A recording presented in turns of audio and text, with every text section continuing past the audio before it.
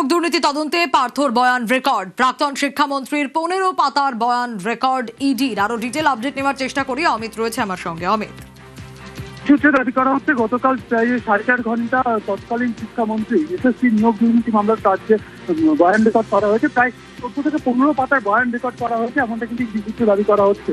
মূলত এসপি সিনহা, যিনি শান্তিপুর কমিটির চেয়ারম্যান ছিলেন তৎকালীন এসএসসি বোর্ডে, তার স্টেটমেন্ট এবং তৎকালীন যারা এসএসসি কর্তা ছিলেন তাদের যে স্টেটমেন্ট, সেই স্টেটমেন্ট থেকে পার্থ চট্টোপাধ্যায় সম্পর্কে যে সমস্ত তথ্য উঠে আসে তারই ভিত্তিতে স্টেটমেন্ট রেকর্ড করা হয়েছে। এমনটি ইডি সূত্রে খবর। সেক্ষেত্রে পার্থ চট্টোপাধ্যায়ের স্টেটমেন্ট বয়ান রেকর্ড করার ক্ষেত্রে প্রায় 15 পাতার পিছিয়ে বয়ান রেকর্ড করা হয়েছে। তাতে বেশ কিছু ব্যক্তির নামও কিন্তু নতুন করে উঠে এসছে, এমনটি ইডি সূত্রে দাবি করা হচ্ছে।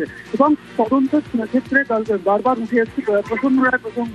কারণ এই প্রসন্ন রায় মিডিল কাজ করেছেন এসএসসি নিয়োগ দুর্নীতি মামলা, এমনকি প্রাইমারি নিয়োগ দুর্নীতি মামলা ক্ষেত্রেও প্রসন্ন রায় এই মুহূর্তে জেলবন্দি অবস্থা বা সংশোধনাগারে রয়েছেন। কারণ এর আগে তাকে যখন প্রাইমারি কেসে তাকে গ্রেপ্তার করা ছিল, পরবর্তীকালে এসএসসি নিয়োগ দুর্নীতি মামলাতেও তাকে গ্রেপ্তার করা হয়েছে এবং তিনি এই মুহূর্তে সংশোধনাগারে রয়েছেন। তাকেও সংশোধনাগারে গিয়ে জিজ্ঞাসাবাদ করা হবে, কারণ বা জেরা করা হবে। কারণ পার্থ চট্টোপাধ্যায়ের যে স্টেটমেন্ট, সেই স্টেটমেন্ট থেকেও বেশ কিছু তথ্য নতুন করে উঠে এসছে। এবং একই সঙ্গে এসপি সিনহার যে স্টেটমেন্ট ছিল বা তৎকালীন এসএসসি বোর্ডের অন্যান্য যারা কথা ছিলেন, যাদের যে স্টেটমেন্টগুলো রেকর্ড করা হয়েছিল, সেই একেবারে এই স্টেটমেন্টের উপর ভিত্তি করে পরবর্তী পদক্ষেপ। বেশ।